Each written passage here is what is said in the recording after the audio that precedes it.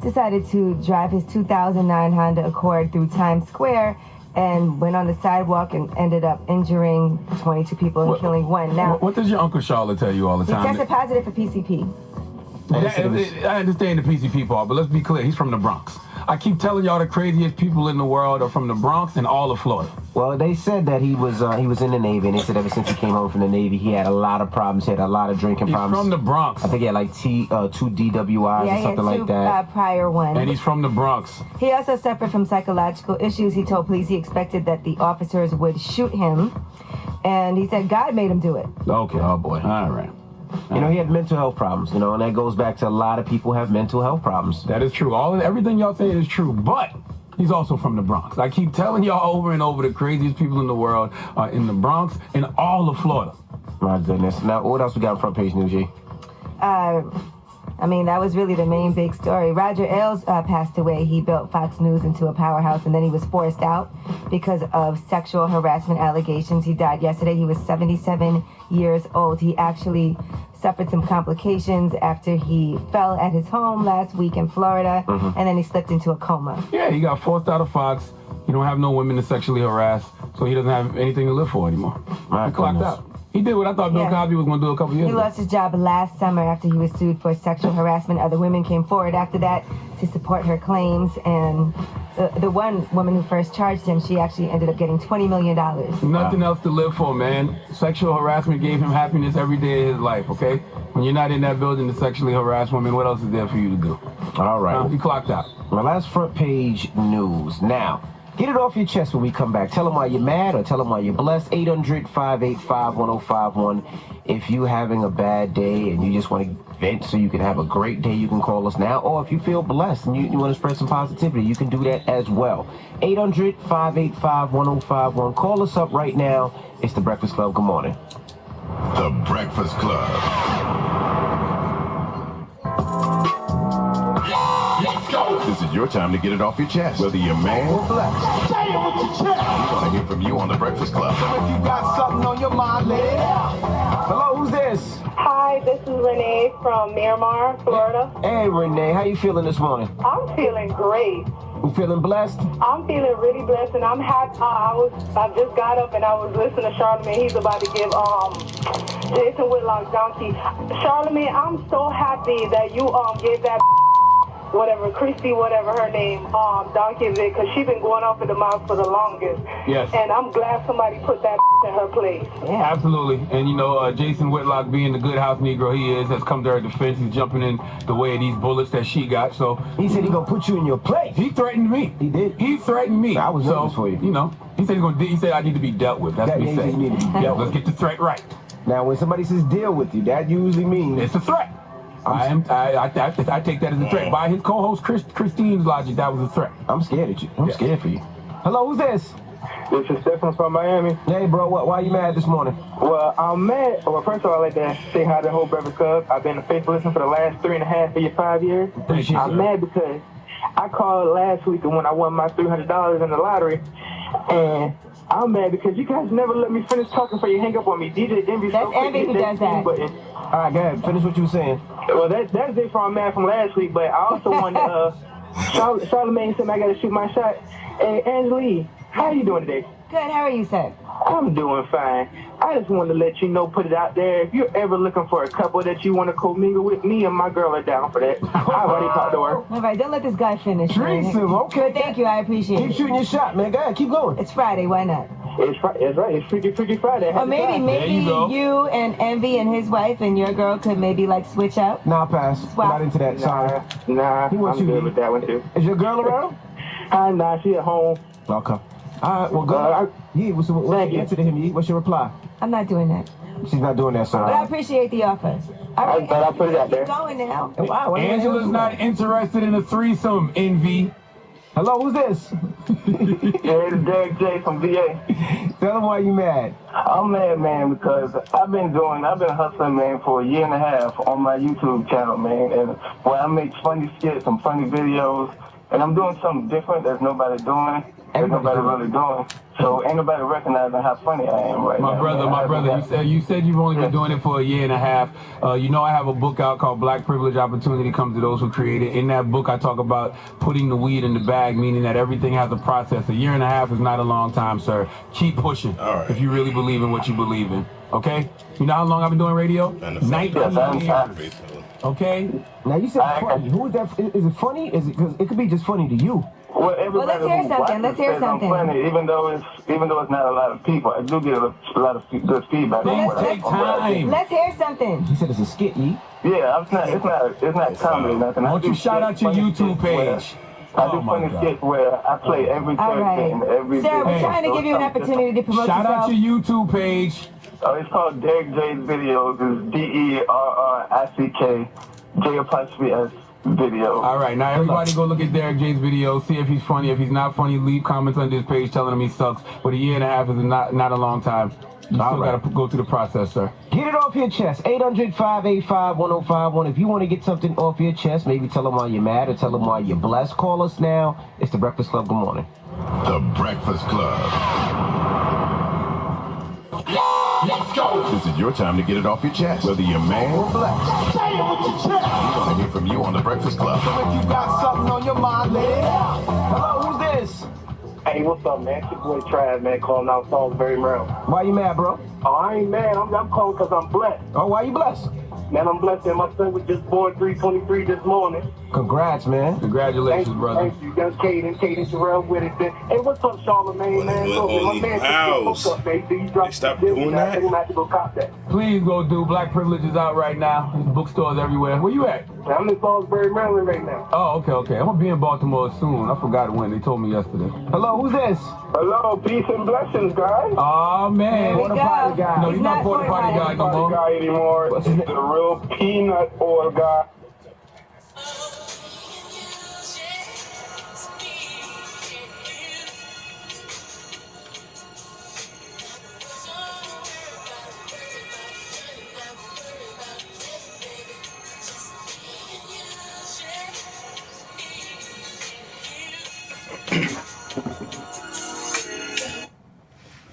Hello.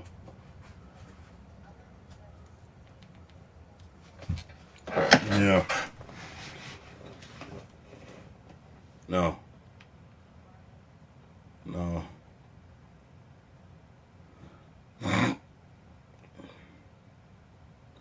All right, bye.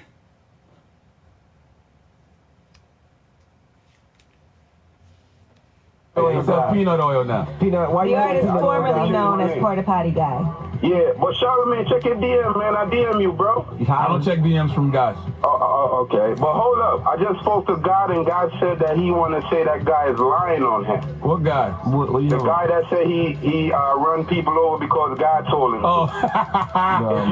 If you guys read Revelation chapter 7, verse 9, you guys will see that the devil made him do that. You know what I mean? I tell people all the time, Satan got a kingdom too. My goodness. You got to watch them voices that you think listening and talking to you in your head. That's Get It Off Your Chest. 800-585-1051. Now we got rumors on the way, Yee? Yes, what artist says he turned down being the first person to do a deal with Apple Music? Also, T-Pain, he puts out some music. He released a whole bunch of music, and we'll tell you about those collabs with Weezy. All right, we'll get into all that when we come back. Keep it locked. It's The Breakfast Club. Good morning.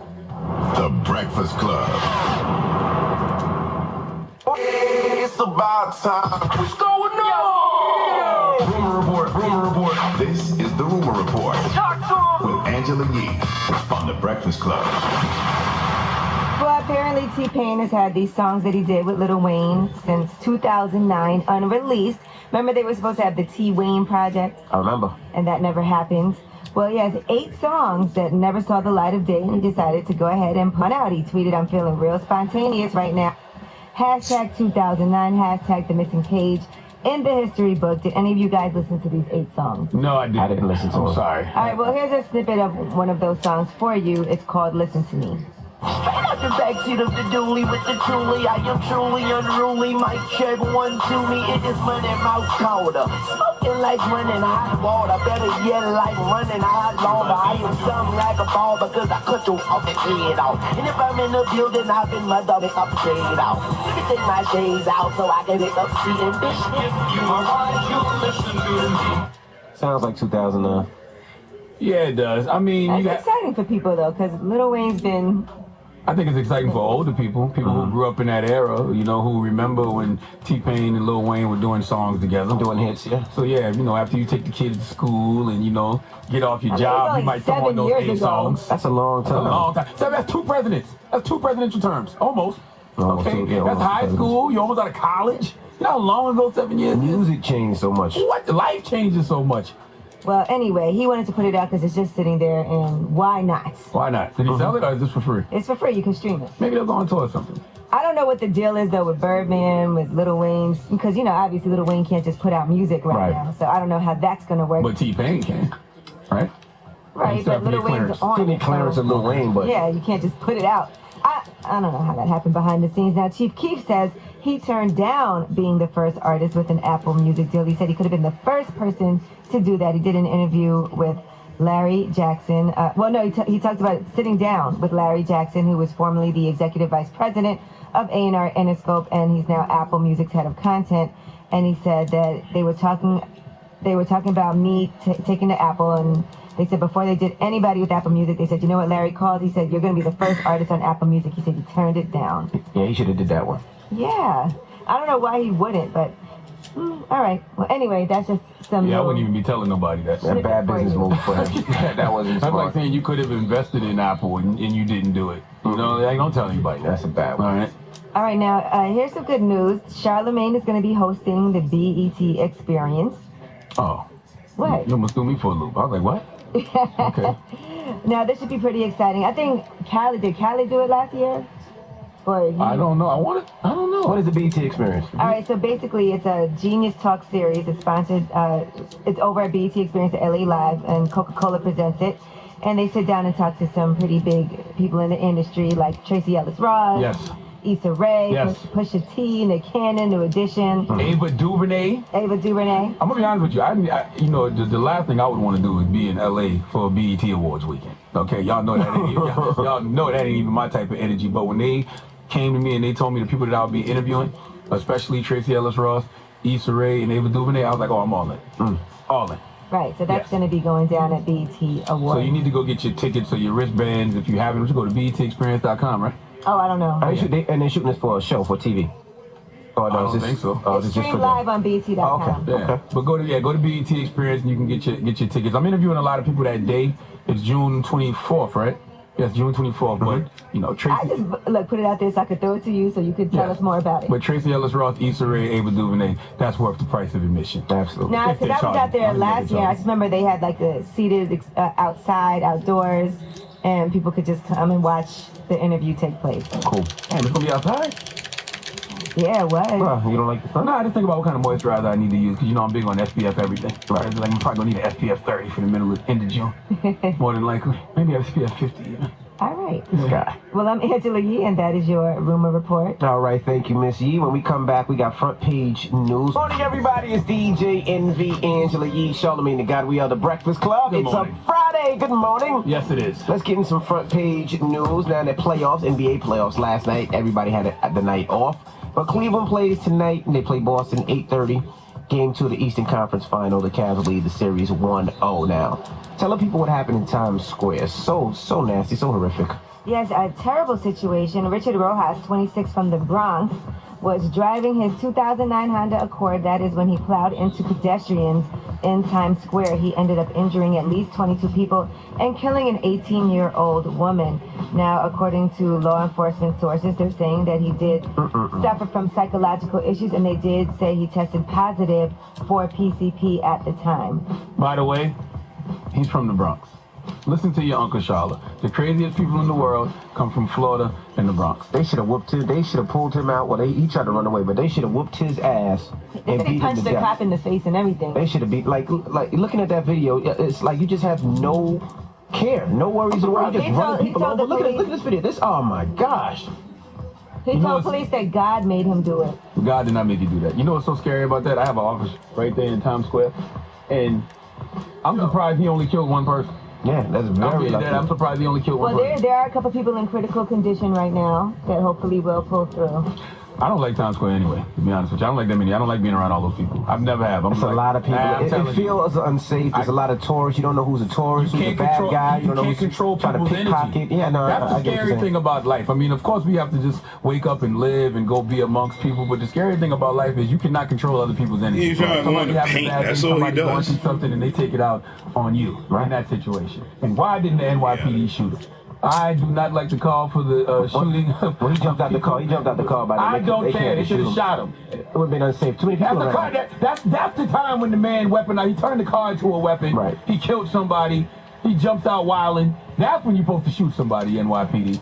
Okay? That's the real threat. Shout out to all the good Samaritans that wrestled him down and held him down while the police were able to I gave him a nice little stab. Let me test out my knife, see how sharp it is. You gotta give him a nice little stab. Now, what else we talking about on front page news? Oh, man, we are talking about police officer Betty Shelby, who was acquitted This pisses me off. in Tulsa, Oklahoma, after she shot and killed an unarmed black See man. what I'm saying? You kill an unarmed black man with this man with an actual weapon, a car who actually killed somebody. You just let him live. See what I'm talking about? 40-year-old Terrence Crutcher. He was unarmed. He had a stalled vehicle, minding his business, had his hands up in the air. See what I'm saying? And she still went ahead and shot and killed him. Great segue, damn it. This is exactly what I'm talking about. The jury deliberated for 9 hours before acquitting her. I don't get this one. I honestly don't. He had no weapons, no guns, no problem. I mean, over the hands up, he did was what a he was big supposed to bad do. dude. How do you know he's a big bad dude? How do police pick and choose who they want to shoot? Okay? Does the black skin terrify you that much? It must. But we have audio of his sister, right? Yes, they were in church and the whole family came together and they were speaking about their disappointment in this verdict. A tough pill to swallow. The facts were there. All the elements of manslaughter was there. Terrence's hands were up. Terrence was not an imminent threat. Terrence did not attack her. Terrence did not charge at her. Terrence was not the aggressor. Betty Shelby was the aggressor. Betty Shelby had the gun. Betty Shelby murdered my brother. It's disgusting, man. Terrence didn't do nothing. Nothing at all. like Terrence did absolutely nothing, and he's dead. Meanwhile, this guy plows a car in the middle of Times Square, and he just sitting in the jail cell somewhere. Now, Betty Shelby also had a reported history of excessive force, and somehow, some way, she still managed to get off. She said that she did not know what he had in the car, so she was taught to act as though he had a gun. That's what she was taught? You don't know what he has in the car, so you just start shooting and be like, oh, I thought he had something. You didn't see nothing? For her life, and That's out of she here, man. said, I did everything I could to stop this. Crutcher's death is his fault. No. His fault? That's what she said. Wow. I told you, man. You know what? Sadly. How do you believe in the judicial system when things like that happen? It's his fault that his vehicle was stalled. I'm numb to all of this. I'm numb to it now. Like, I hear so much. You hear things like that, you be like, well, how could they possibly not convict that lady? How much more are we going to say how? It's always how. Why? What do we do? What do we do? I'm asking, what do we do? We can't believe in the judicial system because obviously that's not working for us. Well, the family still If we take it in our own hands, that doesn't work for us. The family still plans to file a civil suit even though the criminal part of the case is over, but they still have not gotten their justice. She doesn't have a license anymore on her gun, right? She's off the force, at least. Well, they're demanding that she not be put back on the force, so we'll see what happens with that. And truth of the matter is, you never get justice in those situations because you can't bring Terrence back. All right, well, that's front page news. All right, when we come back from VH1, we have Andy Cohen. It's not VH1. What is it? Bravo. Watch What Happens Live, Real Housewives. Yeah, there you go. From Bravo, Andy Cohen when we come back is the Breakfast Club. Good morning. Good morning, everybody. It's DJ NV Angela Yee, Charlamagne the God. We are the Breakfast Club. We have a special guest in the building with us this morning, Mr. Andy Cohen. Hey, guys. Welcome back. Now, he would only talk to us once the camera started rolling because they gave us a whole list of demands. They said we cannot talk to Andy in the hallway. They said do not look Is at that true? him. No. He's not Steve Harvey. That's full. Oh, my God. I set up a Steve Harvey doorbell on my dressing room door. I did because of his memo. I thought it was so funny. Do you feel the same way? No. Here's the deal. these people who are trying to talk to him, I don't think that they're trying to get selfies with him in the hallway. They're trying to produce their show. Right. Like, if people on my staff come up to me in the hallway and they want to talk to me about my I'm assuming that they are trying to make my show better. Right. And they're like, hey, can we talk about this segment we're doing, whatever? I mean, they're not coming by for selfies. What if they're like, I have an idea? Okay, then that could be irritating. I don't know, not really. I mean, look, I can't speak for Steve Harvey, and, you know, so, but I thought that memo was hilarious.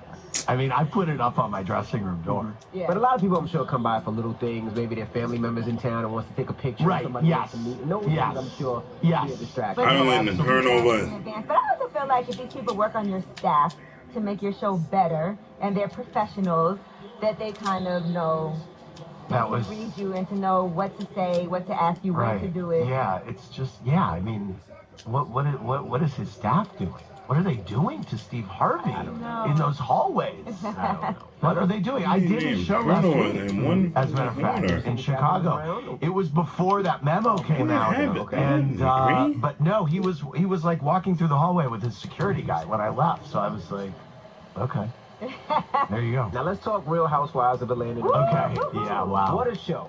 What a show. What a show. Did you expect any of that to happen? No, I didn't. No, I really didn't. So you didn't tell Phaedra those stories about? No, I was very surprised that Phaedra said this came from me. I was really, really surprised. Your face was, I mean, classic. When she said, and you said, well, why did you lie? And she was just like, that was the thing that and I told her after we spoke a few days later, and I said I was really surprised that you didn't defend yourself more. And I feel like I was throwing her kind of lines like, look, honey, I'm trying to help you. Right, exactly. I was like, look, I mean, because the truth of the matter is that, Team Candy has been talking about Phaedra for a few years. Right. So I could understand where her disdain, or how she could be getting frustrated with that. But she didn't. She was very passive. Yeah, that's what. That's not like her. She's a lawyer. Yeah, I was surprised by that. Yeah, I wonder why she didn't like. I don't know. She was just in the wrong. She knew she was in the wrong. There was nothing she can do. Right. That's right. But she did afterwards say that the producers told her. She did say that story about. Yeah, she did say that. Did you question the producer? I don't believe it. And also, I know Phaedra, and I know everyone in the group. You can't tell them, oh, go say this on camera. Like, it just doesn't work. Have you ever met a Real Housewife? They do their own thing. Right. You know what I'm saying? What works for them, really. That's why we hire them. Right. Yes.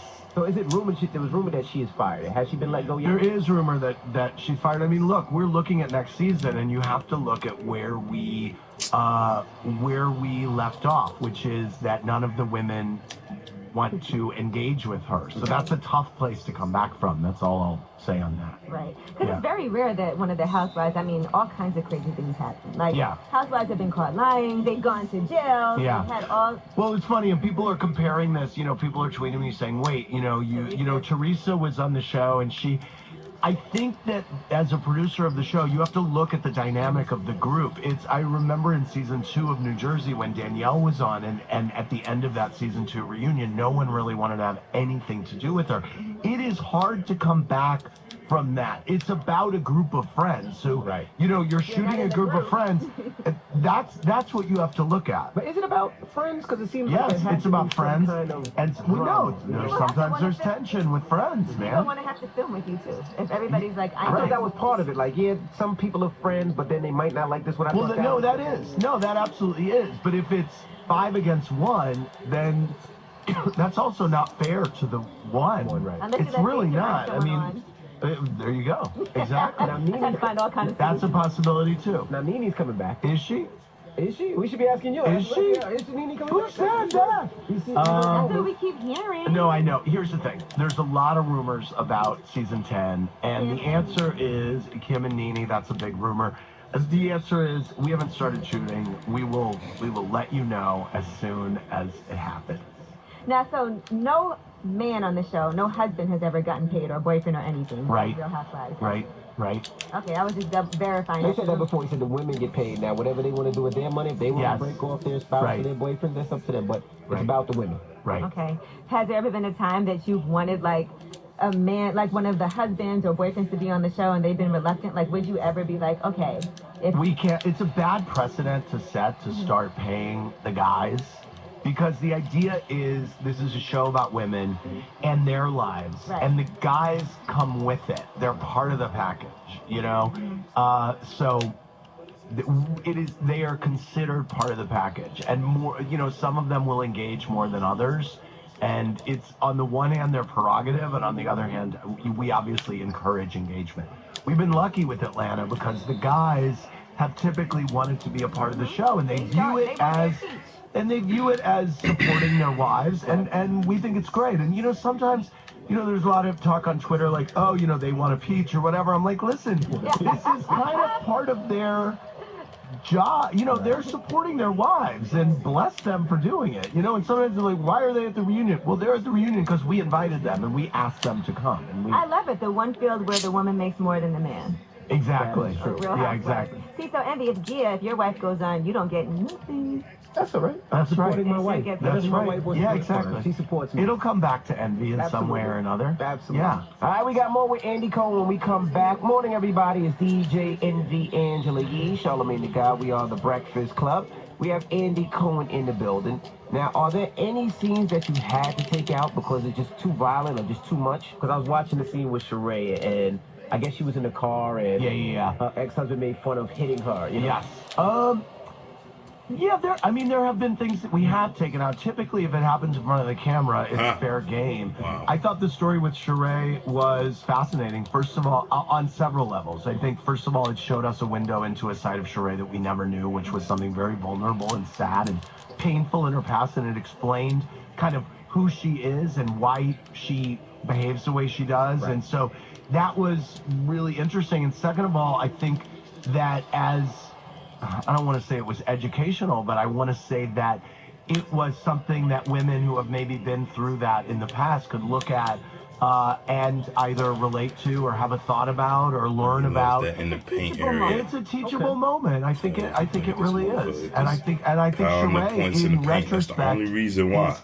From what she has said, is glad that it was out there, because it's kind of, she's gotten a lot of support from people and from her friends on the show, and so. Yeah. Now, Sheree, is she ever going to finish this mansion? I don't know. It looks like she's kind of in the final stretch.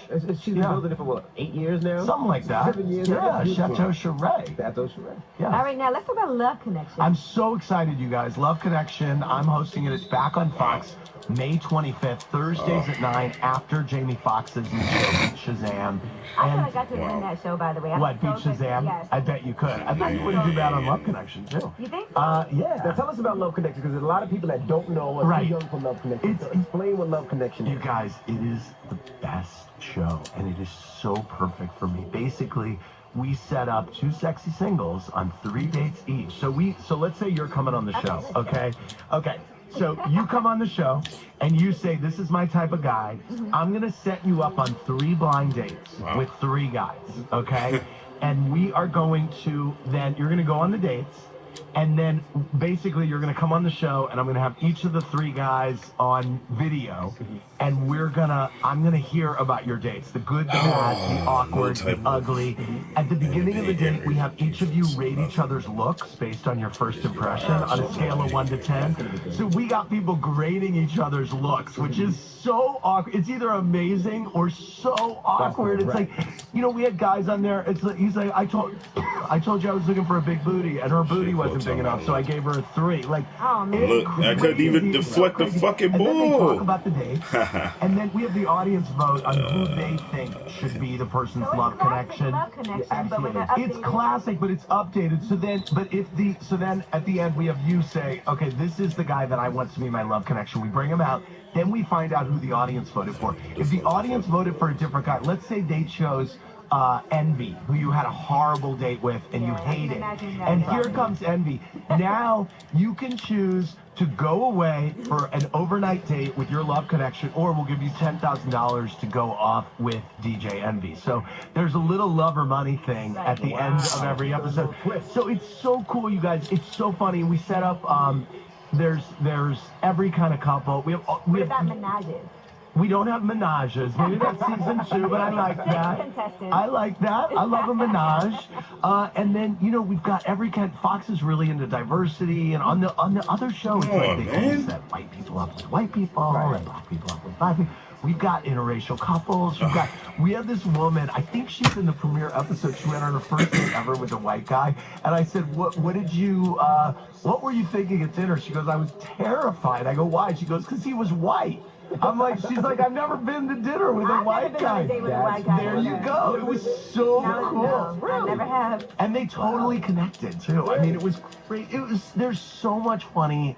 Do you do gay couples as well? Yeah, we do gay couples. We have hot lesbians, like super hot. Now with the Real Housewives franchise, what's next? You know what? Potomac is having killer ratings right now. So, yeah, let's talk about that. It's a good group, and you know, yeah, they all have a different vibe, and Potomac has their own vibe. What happened with Katie? Did she quit, or was she? God, what did happen with Katie? She, I think it was kind of a mutual.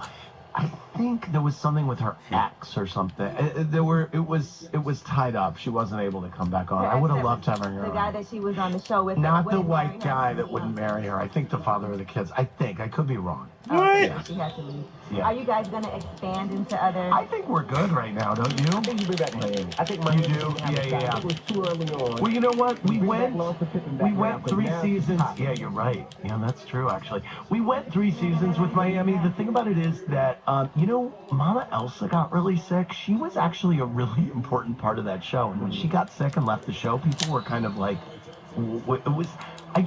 the ratings went down season 3, which is never the direction that you know, want it. And then, like, the reunions really went down, the ratings. And it's like, if they don't want to see the reunions, maybe there's a problem. I thought that would have been, I thought bringing that back would have been good. People are into them now.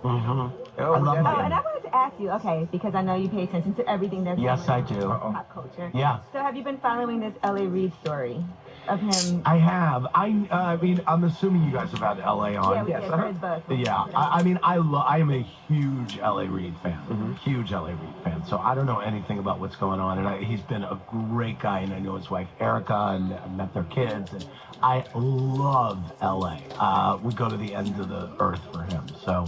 Yeah, we're trying to watch this story unfold and figure out, you know. I mean, I don't really know what happened, but I don't know what happened. I was talking earlier about how hard it is sometimes, like, to claim for women who are sexually harassed. Because I feel like little incidents happen, you know, all the time. Like, what's sexual harassment? If somebody says to you, "You look really good in that," is that sexual harassment? No. But then I was at our first Christmas party, and one of the sales ladies smacked me on my butt. Is that sexual harassment? I'm right. That's in the direction. I mean, but also it's playful. It's like, but also, by the way, there's a double standard because if you slapped her on the butt, that is sexual harassment. If a girl, you know, if a woman does that to you, it's more probably considered playful. Now, if you're her assistant and she's like, "Bend over, DJ. Show me that pretty ass," that's sexual harassment. That would be awkward. Okay, so you guys sexually harass. Can you bend over, TJ?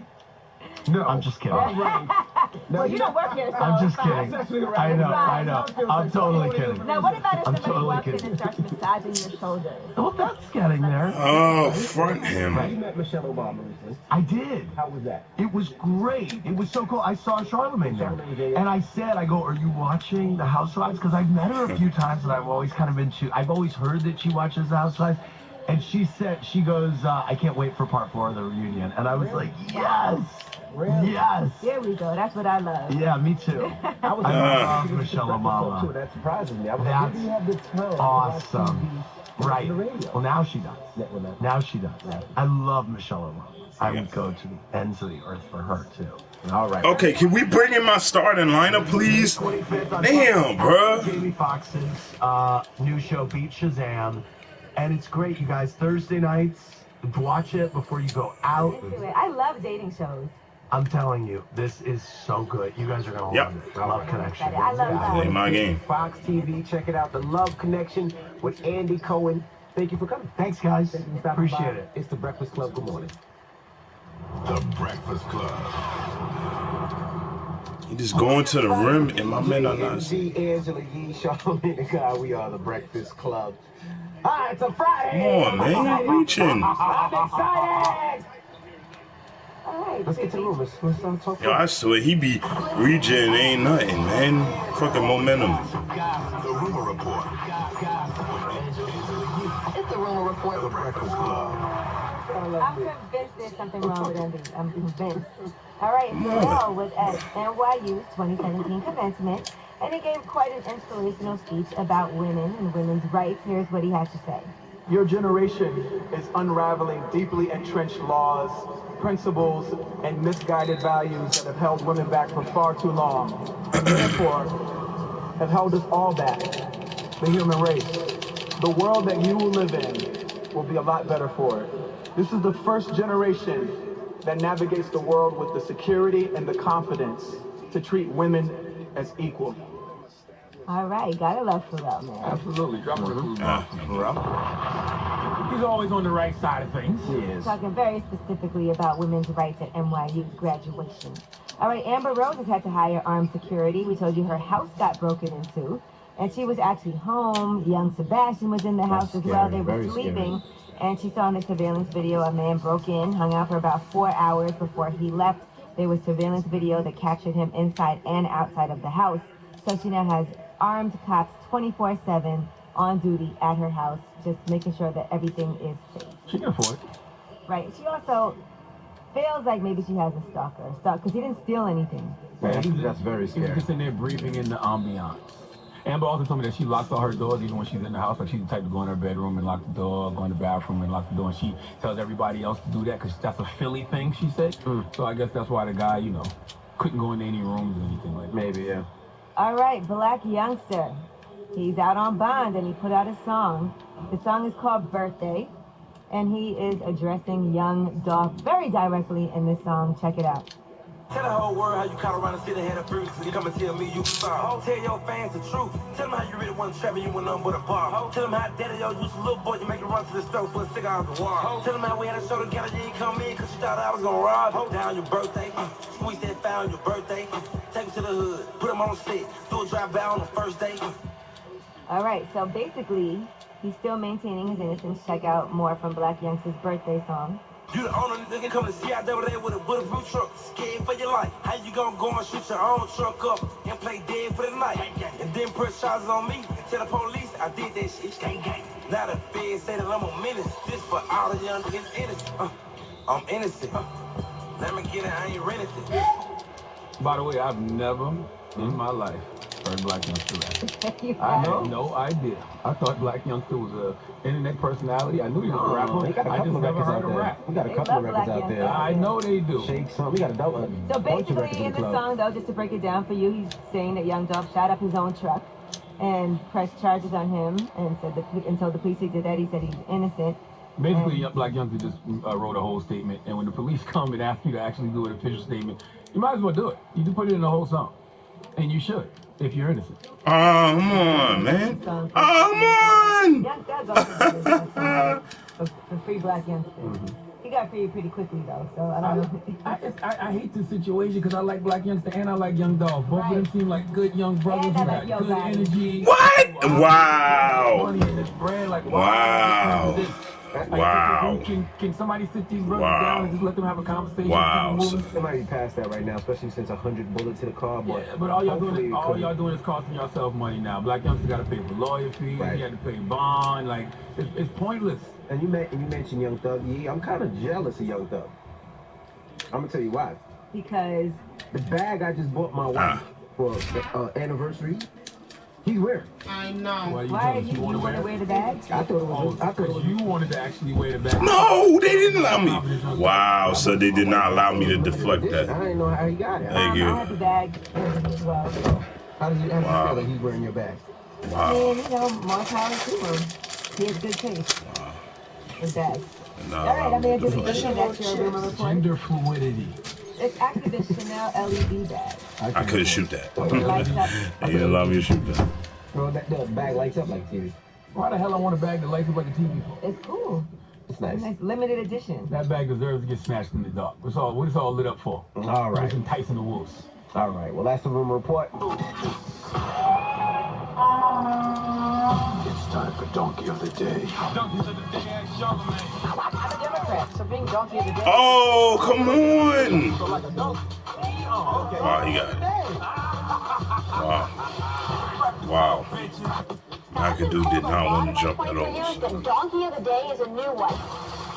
Yes, Donkey of the Day for Friday, May 19th goes to sports journalist Jason Lee Whitlock. If you don't know who Jason Whitlock is, I hate when they do that, son. TV show that Really hate when they be running my fucking players out the ground. Fox Sports 1 now. Fox Sports 1 has been in the news this week because Colin Coward I swear, had son. LeVar Ball on this show this week, and LeVar Like a little dickhead with that damn fucking bullshit ass. Play that real quick. Run into players on the inbound play bullshit. Yeah, I sold a good amount to me. How many? Stay in your lane. Anyway, like I was telling you, man, I don't even worry about her over there. Every time she scares me to Nigga death. dead OD went into the paint My 66 problem is times. You are a hater. I never disrespect I swear on women. that now, look, that's some bullshit. If you act like They that, let this motherfucker get 66 points in the paint. Are you 66 points in the Now, paint. I gave Christian Leahy Donkey of the Day this week. For those 66 comments, because that is points. textbook. Let me weaponize my whiteness to demonize the black man. Anybody who can't see that doesn't want to see it. And I said during Donkey of the Day, she played the race card by accident. I don't even know if she weaponized her whiteness on purpose, but that's what she did, and I stand by my statement. That's the same kind of energy that got Emmett Till killed. You got these idiots who want to say, how can you compare LeVar Ball to Emmett Till? I'm not comparing LeVar Ball to Emmett Till. I'm simply saying the same weaponizing of whiteness to demonize the black man is what got Emmett Till killed. That's the same energy Christine Leahy.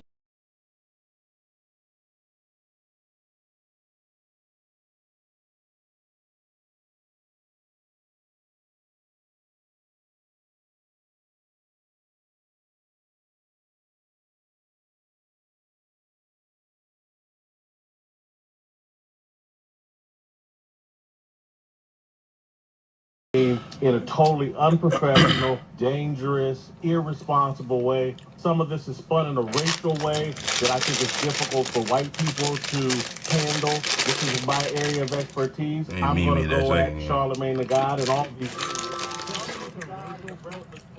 Is the most powerful, popular, urban radio show in America. In New York, LA based? New York, but it's a national show. It's Sirius XM. He needs to be dealt with, and he's going to get dealt with. We're not Sirius XM, we're iHeart, damn it.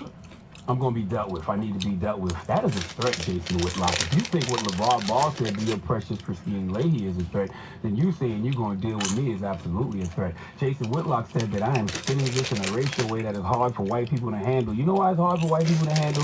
Because waste of good black skin like you, Jason Whitlock, get around these Caucasians in corporate settings that don't tell the truth. How are we going to make racial progress in this country if we don't communicate? Tell them the truth. Same way Christine Leahy can say what makes her uncomfortable, I can point out as a black man what makes me uncomfortable. And Christian Leahy demonizing LeVar Ball and weaponizing her whiteness by saying this man was threatening her when he clearly wasn't makes me uncomfortable. And yes, I use the example of Emmett Till because that's the same kind of energy that got him killed. News like that wouldn't be hard for white people to handle, Jason Whitlock, if Negroes in position like you to tell them the truth told them the truth. But you're too busy attacking black people and demonizing us that you don't seem to understand that. Malcolm X once said, if you're not careful, the newspapers will have you hating the people who are being oppressed and loving the people who are doing the oppressing. Well, it's 2017. If Malcolm was alive, he wouldn't say newspaper, he would say media, and he would be talking directly to Negroes like you. Because when Jason Whitlock got on his show, Speak For Yourself, yesterday, along with Eric Davis, Chris Broussard, and the damsel in distress, Christian Leahy, he said this. Charlamagne the God did a commentary labeling you the donkey of the day. And this kind of sent me over the top because he went as far as to analogize this to what happened with Emmett Till. For Charlamagne the God to use his platform, the most powerful urban hip-hop station in America with a huge following, to throw that kind of heat on you when your intentions weren't malicious at all, your interaction with LeVar Ball wasn't disrespectful at all, For him to throw that kind of heat on you and your family, this is ridiculous. And it plays into a racial politics that has gotten out of hand or via social media. Charlemagne, stop it. Grow up. Be a man. You don't need that to build your following.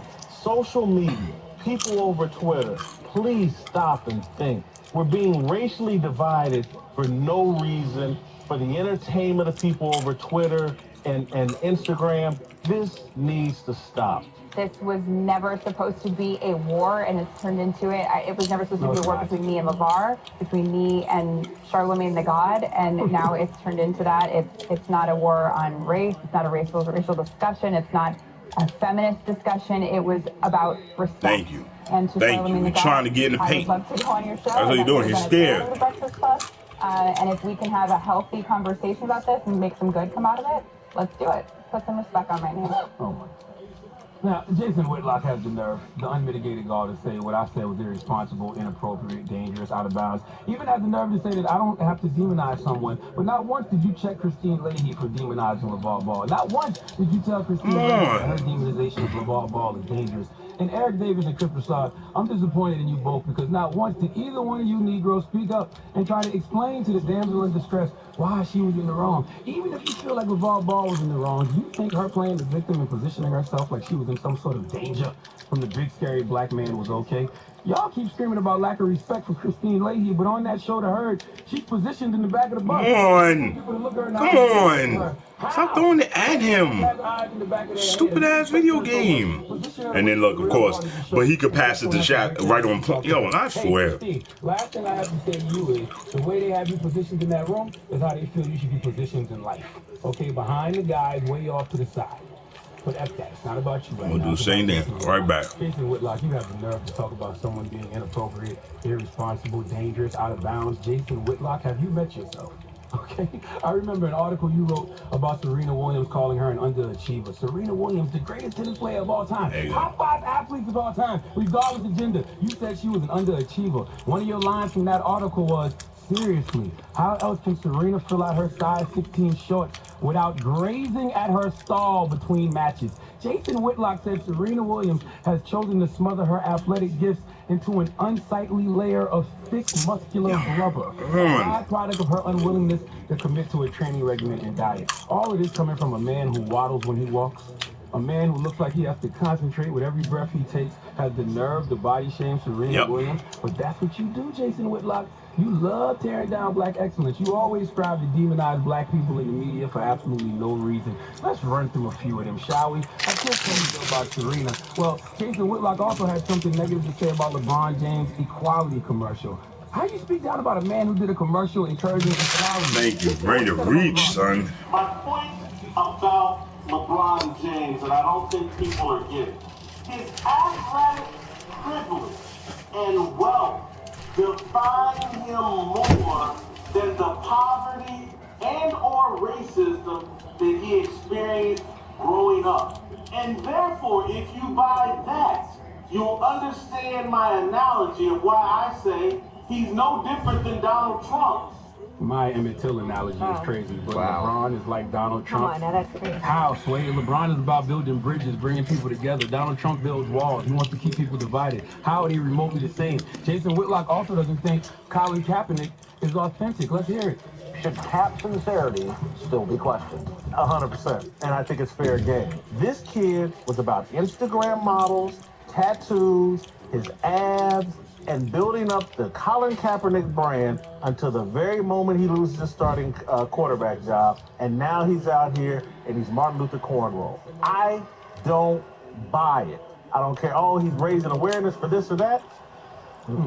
See, that rhetoric is dangerous because it makes it seem like the issue that Colin Kaepernick was protesting is important. Why you move over to the side, Why you move over to the side, B? I swear. Which is the unarmed killing of people, especially people of color by the police, seem not important. But Jason Whitlock, this is what you do. It's your stick. This is how you get attention. Attack and demonize folks that are black and prominent in our community. I refuse to believe you would come caping for a woman of color the way you caping for Christine Leahy. See, you keep telling me not to make this a race thing, but the same way Christine Leahy used a textbook example of weaponizing whiteness and demonizing blackness, you are a textbook example of a twisted house slave. You are Steven in the Django. You are doing what you have to do to keep your white counterparts happy because you think it gives you some sort of job security. I mean, look, it's documented that no black people at ESPN wanted to work with you, so you went over to Fox Sports 1 to be the white man's watchdog. That's all you do is balk and try to bite black people on behalf of the white man. Come on, man. That wasn't your agenda. Nah, we're going to play in the paint basketball. Christine Leahy on why her rhetoric was dangerous, not just to LeVar Ball, but historically, why that type of energy has been dangerous to black men in this country. We're going to play.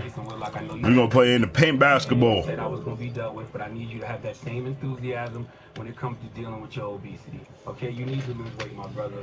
All right, your first, last, and best love will always be self-love, and that's why you don't love anyone. Look, Jason Whitlock is a house slave, so you don't love the white man. All he does is tear down black people, so we know he doesn't love us. But truth is, Jason Whitlock doesn't love himself. If he loved himself, he would lose weight. Hurt people. And when you are built like Cleveland Brown from Family Guy in real life, 9 times out of 10, you're hurt. And you better not get on Fox Sports 1 today and say I body shamed you, because damn it, you body shamed Serena.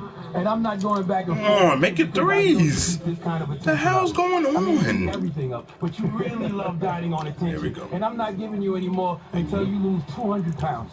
I refuse to go back and forth with a man who doesn't love himself, okay? I would not take any critique from you serious until you take your life serious and lose weight. Thank you. Jason Whitlock, if you're confused on what I'm telling you, it's simple. You're too fat for a fedora.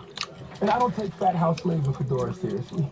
I'm just using this as a moment to teach the white people you work with that are confused about why the Christian Leahy situation with LeVar Ball is so serious, and it's simply because some white women in this country have a history of weaponizing their whiteness to demonize the black man. And it's why are you just running past them like it's nothing? He just turboing. They're not even doing nothing to stop him. He's just doing turbo. All right. Just turbo and run. I'm giving out love for free. I like that. Of course. That was love. 585-1051. He's just running up the court. That's all he's doing. Call us right now. Let's talk about it. And I'm going to bring my man Corey Holcomb in, too. Corey Holcomb got a show tonight at the Beacon Theater in New York at 7:30. He's in the lobby. I'm going to bring Corey in here. All right. It's the Breakfast Club. Good morning. The Breakfast Club. Fat fedora wearing house slave named Jason Whitlock. Jason Whitlock. But I don't have anything else to say. I got my man Corey Holcomb here. Corey Holcomb, welcome. Good morning. How you feel about Jason Whitlock, Corey? He's a professional burper. He burps anywhere from 20 to 30 times a day. From food, alcohol, something. He's burping. Now, do you think he is what they call an Uncle Tom? Well, he's definitely an Uncle Tom. Everything he says, he's looking for approval from Caucasian people, and right. I want to those guys know that Caucasian people see it. They like, wow, you really kissing butt here. You know what I'm saying? That's a fact. And you know what? Caucasian people don't like Uncle Toms. I'm gonna tell you why. Because if you don't love your own people, it's only a matter of time for you turn on them. All intelligent people know if you don't love yourself, you know what I'm saying, you don't love them. So no matter how Jason Whitlock tries to get cool with them or whatever, I'm just saying, you're making a fool out yourself. Right, you're making a fool out of your people, and you're making a fool out of everything that has to do with you. But I watched the people he attacked. He attacked LeBron James, Serena Williams, he attacked Colin Kaepernick, and now Charlamagne the God. It just makes it seem like he has a problem deep down inside with himself. He cannot stand people who can walk up a flight of stairs. Wow. If you ever let him go up some stairs behind you, he can say he can't stand people that walk up a flight of stairs. Now, what's your experience personally with Jason Whitlock? One day he was in LA and he needed a ride to the hotel because he knew a friend of mine. And he put him off on me. But I was nice. I was like, oh, that's dude. Okay. I dropped him off at the hotel, and I saw the loneliness in his eye. It was like when we was driving, I didn't even have my radio on, but that Incredible Hulk music was playing. Yeah.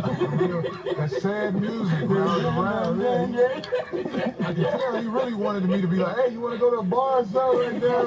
But I was just like, nah, let me drop you off, dude. I hope the elevator ain't working in the hotel. That'll make me get out and get my little iPhone out, watch you walk up the stairs. But I hope you're on the second floor. Well, let's go to the phone lines. People want to talk. 800-585-1051. Hello, who's this? Hey, what's going on today? Hey, what do you think of Jason Whitlock's comments? Man, what I think is, man... Come on, man, really? He has no idea what's going on. Like, he has no idea what the black community goes through. He doesn't understand what the black community is doing, and such as LeVar Ball.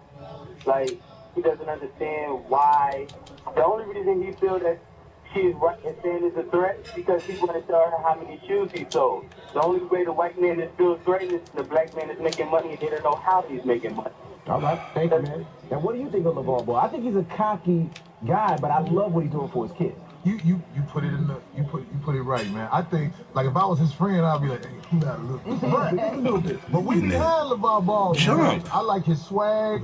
You know, he went on the show, old girl who was trying to get at him with all that negativity and try to hang him in the room, make it seem like he did something. He was just like this with her, like I would be if she was talking crazy about me. Right. I would love Yeah, we see what goes on when somebody talks crazy on your show. I don't know what to do. We need to get Joe to run up on Jason Whitlock's show one day. I don't know. Joe gonna do his elbow dance. And 800-585-1051. Corey Holcomb is in the building. We're still taking your phone calls. Jason Whitlock's comments. And Corey gonna be at the Beacon Theater tonight at 7 p.m. We'll talk about that when we come back. Okay. It's the Breakfast Club. Good morning. Morning, everybody. It's DJ NV Angela Yee, Charlamagne the Guy. We are the Breakfast Club. Now, if you just joined us, Charlamagne gave Donkey of the Day to Jason Whitlock. Yes, sir. I call him a fat fedora wearing house slave. And I'm not going back and forth with Jason. I challenged him. If you want to go back and forth with me, you got to lose 200 pounds. Now, what if they want to come on the show?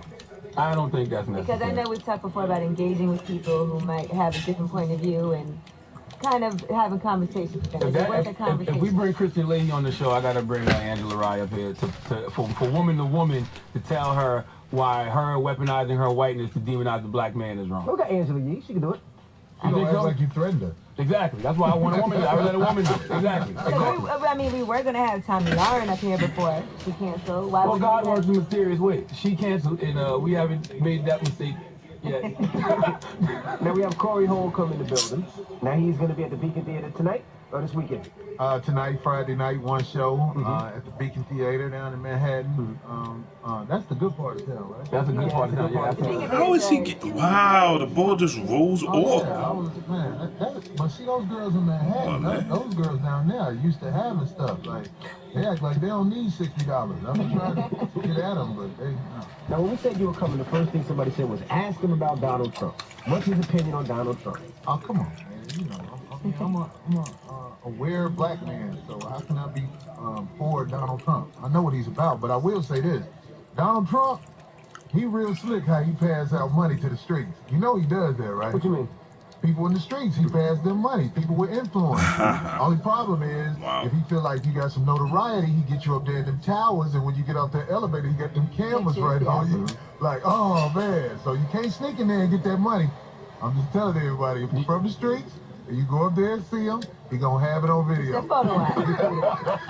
gonna get you, because I see their faces when they walk off that elevator like, oh, they got the cameras. What many things happen behind the scenes? That's right. He gonna set you up. Now, 800-585-1051. A lot of people on the line want to give their view on Jason Whitlock's comments. Hello, who's this? Hey, this is Paul Isaac from Norfolk. All right, what do you think of John Whitlock's comments, Jason Whitlock's comments? Man, I think he was just reaching, and the fact that he tried to say anything about Charlamagne, I really think he was just like, because he was on that show trying to appeal to her, not really listening to what Charlamagne said. He was just trying to nitpick at the whole Emmett Till thing and then just take that and run with it. Basically, he's just dumb. Okay. He got what you want. You got the attention you wanted, I'm sure. Hello, who's this? Hi, Shelly. Hey, my name is Shells. Hey, Shells. What do you think? What's the comments on Jason Whitlock? I just want to shout out Charlamagne for really addressing these real issues, because the things that he is saying are cries out for attention, like in order to defend Christina. And I feel like Charlamagne broke it down with research and facts to back up his pettiness, to let him know that what he's doing is not okay. Oh, you did see I look for the help all the time. Of course. Y'all know I'm the petty god. Come on now, I'm petty god. Of course, but God, you have to. Sometimes you have to, because they will get away with the things that they do. And if there's not people like Charlamagne to call you out on the BS that's going on, then it'll just slide by. And I just want to say thank you, because for people of color all over the world, like, we need somebody defending us. Thank you, Mama. And that's why it's so crazy when he says it's hard for white people to understand the things that I'm saying. It wouldn't be if you would just tell the truth to him when you up there. That's real, man. He mad because he got that dip in his bed.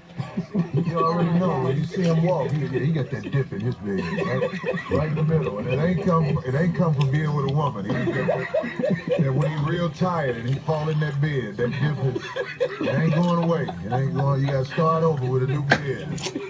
Now tonight, Corey Holcomb will be at the Beacon Theater. What time's the show, Corey? It's at 7:30. 7:30 p.m. Get your tickets now, Ticketmaster.com. I'm sure the Beacon box office. Get there early. What else you working on, Corey? Now, I want to know, are you and Harry Spears cool now? Is there a lawsuit? Because people might not know because he wasn't in the shop. Corey Holcomb got a show called The 5150 Show. Really good show. You probably saw it on TMZ a couple weeks ago. The young man named Zoe took off his glasses and swung 100 punches at Aries. Probably landed 2. Aries said that he was drunk during the interview. Aries came in there acting up. He was drunk and, you know, he Friendly ass basket. So that's why I do want to say this because I haven't had a chance to talk to him. But I'm not mad at you, Aries. That threatening message you left on my phone, I know you was just embarrassed. If I took it seriously, I'll be looking for him. You know what I'm saying? But I know when I see you in Seoul, you got 24 hours. I'm getting my goons from Brooklyn and all that. I know you ain't got no goons. He was, and you know, when I helped him up off the floor, I just never felt a man so soft. I helped him up off the floor. No, see, y'all only saw the fight. The video got cut off. He kept hitting him till he fell to the floor. Oh, so Zoe didn't land some punches? Yeah, He said that he blocked the punches. That's it. He fell to the floor, and I helped him up because I didn't want him to get beat up. Right. He was just really gooey when I helped him up. I never felt a man that soft. I was like, wow, you ain't never did a push-up. Yeah. Is there a lawsuit? Nah, it costs money to file a lawsuit. Aries ain't got money to be fighting no lawsuit about some dude doing a internet show out of storage. Them people will be like, get out of my office. Now, did you talk to Zoe about, you know, you got to let, the people that y'all interview say what they want. You just can't beat up everybody. Yeah, but this is what wasn't said. Just like that lady who, they never say what they did. Right. They were just talking about what Charlamagne did. The whole show, he kept touching them. During the breaks, he was very disrespectful, you know, and he was just a bad guy while he was up there. So it led up to all that. But I told Zoe, as much as light skin, man, we get emotional sometimes. You know, you only gonna push us but too far. And I told Zoe, man, I bought this equipment. What if y'all tore up this equipment? Because that was the main thing I was worried about. Don't break the desk. You know what I'm saying? But you know, Aries, I love you, man. Just be for real. If you be for real, you won't have nothing to be embarrassed about, no matter what happened. If you get beat up for being for real, there's nothing to be embarrassed about. That's real. Right. You know? Now, how do you feel about these man rompers that everybody's been very into? The romp him. They got to be baggy. Okay, so you're into it if it's baggy. Well, yeah, if it's baggy, I might pull one off, but I'm a weirdo. You wouldn't wear no romp him, Corey. I will wear it just I will wear it just for the response. Yeah, I like when people talk about me because I know how to signify. You know what I'm saying? But I can't wear the tight one. I can't wear the tight one. It'll show off all my flaws. You look like a mechanic or something like that. Right. That's too baggy. So, ladies, if you want to give him a gift for Christmas, he's looking for a baggy romper. Baggy one, right? Tonight, you check out Corey Holcomb at the Beacon Theater. We appreciate you for joining us, bro. That's right. I want to say to all the ladies out there, real love is taking that burner phone number and earning your way to the real phone. Oh, my goodness. All right. It's the Breakfast Club. Corey Holcomb, we got rumors on the way. Hey. Did you have your mask off when you did that donkey today this morning? Hey, what donkey today? Okay. What happened? Morning, everybody. I didn't even realize today was Malcolm X's born day. I knew May 19th was his born day. I didn't realize today was the 19th. So, salute to the God, Malcolm X. All right. We are the Breakfast Club. Let's get to the rumors. Let's talk Drake, Tory Lanez. This is the Rumor Report with Angela Yee. On the Breakfast Club. So listen up. Well, I think we would all agree that there's been some tension between Drake and Tory Lanez, some shots fired between the two of them, some barbs exchanged. Well, they finally have posted a picture together, and Drake said the city needs more of this and less of that. And then he put 6. So I guess the two of them, both from Toronto, both artists doing their thing, have finally come together. And yeah, that's good for their city. I'm never gonna be upset about unity between people. Okay? Never. I think unity is what we all need. So unity and group operation is a great thing, especially in Toronto. Yeah, that's good for their city. That's really. I mean, Toronto's had a like whatever little beef they had couldn't be that big. It wasn't anything super. Yeah, right. Like they've had a nice little wave, but it don't seem like they are still looked at as like a popping music scene. I think it's because there's no togetherness. All right, now let's discuss Gianvito Rossi. This bothers me because I do have some of these shoes. It's a luxury shoe company, and according to a manager that used to work there,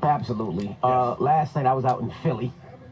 You know how Philly does a lot of rap battles. They still are heavy into lyricism in Philly. So I had to go down there and host one of the rap battles last night. Did anybody get shot? Nobody got shot. It was actually a night. Well, I wouldn't even say it was a nice event because everybody was rapping hard, but nobody got shot. There was no fights, no beef. Dope event out in Philly. Had a good time there yesterday, and that's all I did. I just enjoyed the weather yesterday. It was 90 degrees in New York City. I think it got up to 92, 93. The weather was just beautiful. I was just out riding around, just enjoying the weather. What you do yesterday? I was actually coming back from LA all day yesterday. So I think I left LA at like 6 in the morning, but didn't land here in New York City until 2 o'clock. If you've ever landed at JFK around 2:30, and then have to make your way to rush hour traffic into the city first. Gotta go to Manhattan first, and then go to Jersey. I didn't get home till about 7:30. That take about 3-4 hours. Yeah, 7:30. So it's like the same. I was on the plane for 4.5 hours coming back from LA. And then you drive 4.5 4 hours. Absolutely. Okay. So that's just the beauty of living in New York City, New Jersey. You should have just rolled down the window and just enjoyed the weather. Yeah. Now, I seen somebody from Fox News Sports. Is it Fox News or Fox Sports News, whatever they call it? Fox Sports 1, I think. Yeah, I don't think he likes you too much. He said he was going to put you in his place. He threatened me. He did threaten you. He said he was going to deal with me. So I was nervous for that was a threat. The white woman he was protecting his logic, Christine Leahy, by her logic, that was a threat. He threatened me. I felt threatened for I you. feel threatened right now. You should. I was... The morning show you love to hate. I get more nervous in this room than anywhere else. It's on your radio right now. Do you know how to pop that coochie for a good? There you go. It's the world's most dangerous morning show. 50% righteousness. Yo, Angela Yee, I love you. 50% ratchetness. Tell them ratchets to sit down. 95% ratchet. Becoming the most prominent form for hip-hop. Wake your ass up. It's early in the morning, but they told me it was y'all. I said, oh, hell yeah, I'm getting The up. world's most dangerous morning show. DJ Envy, people's choice. Angela Yee. I'm a sweetheart, but I'll cut you. Charlamagne the God. I can't believe you guys are the best, kid. Collectively known as Breakfast Club, bitches.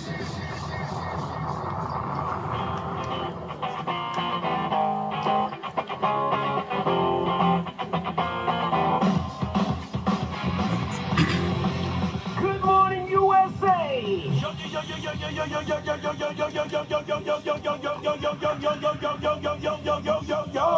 Good morning, Angela Yee. Good morning, DJ Envy. Charlamagne the God. Peace to the planet, it's Monday! Yes, it's Monday, back to the work week. Now, I had a crazy weekend. Now, first Friday, I was out in Kentucky for the Kentucky Derby. Horse race trash. I mean, there's a lot of Caucasian people that really enjoy it. Yes, they do. I DJ'd a party out there, and these older Caucasian people had a good time. I mean, they were telling me what songs to play, and they would jump on stage and start rapping. Yes, all rap songs.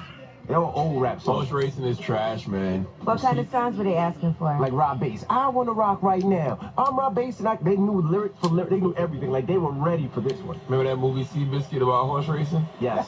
That was trash, too. Oh, my goodness. Well, somebody made a lot of money betting on horse racing. Then Saturday, I was in Delaware. Somebody made a lot of money horse racing. No, horse racing.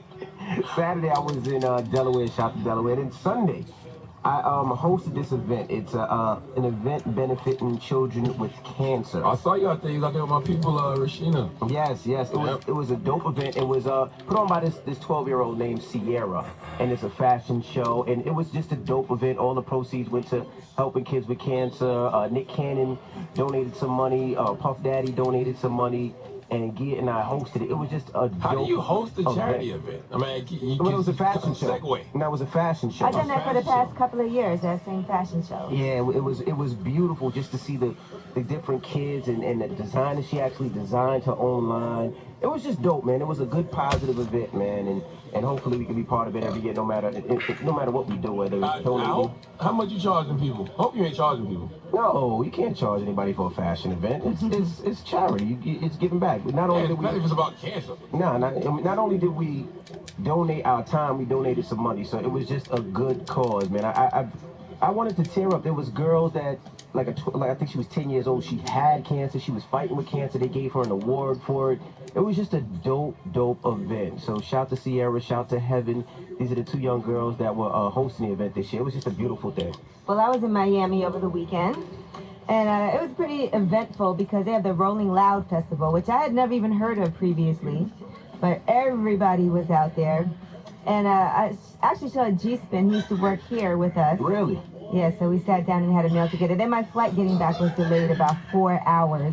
I don't know what was going on. I know the weather was really bad. There was a lot of rain, torrential rain, downpours Yeah, it was and everything. nasty over the weekend, everywhere. And then yesterday, I always say this, we had an employee appreciation dinner for Juices for Life in Brooklyn. Mm-hmm. And a lot of people have been working really hard to make sure. We just opened the juice bar in September. It's been a lot of hard work. So I always say that you have to take care of people when they do good things. Sometimes we yell at people and we get mad when they're messing up. But when they're doing well, you have to commend them also. So it's just an appreciation. Thank you, everybody, for all you do. Thank you for everybody who works at the juice bar. I couldn't make it. I was at the charity event, but I've seen the event went nice. L'Oreal told me it was a really nice event. Charlamagne. Yes. You still out there selling them books, bro? Oh, man. Yes, I'm in LA right now because tonight I'll be at the iHeartRadio Theater in Burbank, California at 7 p.m., you know, signing books and talking about the book Black Privilege Opportunity Comes to Those Who Create It. So if you're in the LA area, that's where I'll be today. But let's start the show, damn it. All right, front page news, what we talking about? Well, we are talking about hazing. We'll tell you what happened on this one campus where someone who was pledging actually ended up dying. Also, we'll discuss this Obamacare repeal. What does former President Barack Obama have to say to Congress about the Affordable Care Act? All right, we'll get into all that when we come back. Let's get the show cracking. Here's Bad and Bougie. Smigos, it's the Breakfast Club. Come on, let's go. Morning, everybody. It's DJ NV Angela Yee, Charlamagne the Guy. We are the Breakfast Club. Let's get in some front page news. Yes. Now, in sports, the Cavs swept the Raptors. 109 to 102, so it's a wrap for the Raptors. That's kind of a surprise. I mean, I knew that the Cavs would probably win the series, but I thought the Raptors could at least get a game or two out of it. Yeah, that was pretty bad for them. The Wizards tied the series with Boston. They won 121-102, and the Rockets tied the series with the Spurs. They won 125-104. Now, did you watch boxing over the weekend? You know I did. How was it? I missed it. What was going on? I mean, the fight was trash. You know, I'm a Canelo Alvarez fan, but the fight was trash. They went the full 12 rounds. Yeah, because Chavez is like just a trash can. But they've announced another fight. Oh, absolutely. The fight. What fight? Tell me.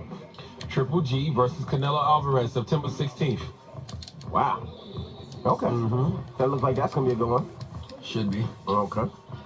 Now let's talk about, Obama. That's what we're talking about? Obama. What's going on with Obama? Well, he is commenting now, and as you know, members of Congress are trying to repeal the Affordable Care Act, his signature health care law. And here's what he has to say about passing a bill to replace and repeal Obamacare. I hope that current members of Congress recall that it actually doesn't take a lot of courage to aid those who are already powerful, already comfortable, already influential. But it does require some courage to champion the vulnerable and the sick and the infirm, those who often have no access to the corridors of power. I hope they understand that courage means not simply doing what is politically expedient, but doing what they believe deep in their hearts is right. And this kind of courage is required from all of us. So that bill, as originally introduced, would leave 24 million fewer people insured by 2026 than under Obamacare. And, you know, this just made me think of when Jimmy Kimmel was on last week, and he was talking about his son and how his son was so sick and how everybody should have access to health care. They did an echocardiogram, which is a sonogram of the heart, and found that Billy was born with a heart disease. It's hard to explain. Basically, the pulmonary valve was completely blocked, and he has a hole in the wall between the left and right sides of his heart. And on Monday morning, Dr. Starnes opened his chest and fixed one of the two defects of his heart. They opened the valve, and the operation was a success. He'll have to have another open heart surgery in 3 to 6 months to close those holes, and then he'll have a third sometime maybe in his early teens to replace the valve he has now. So his point was everybody should have access to health care. And he experienced that firsthand with his son. No, and healthcare is very expensive. When Brooklyn was born, that's when I knew she's 8 months. There was a problem with the healthcare. I actually forgot to add her. And the fee for a baby's birth was $9,000. And I was just thinking, you know, luckily I was able to put her on the policy and everything was okay. I actually faxed over the paperwork, did it, and received it. But they would have charged me $9,000, and that's very expensive. And who can afford that? Well, yeah, and with the new legislation, insurers can charge higher premiums if you're in your 50s, if you're in your 60s. You know, people that really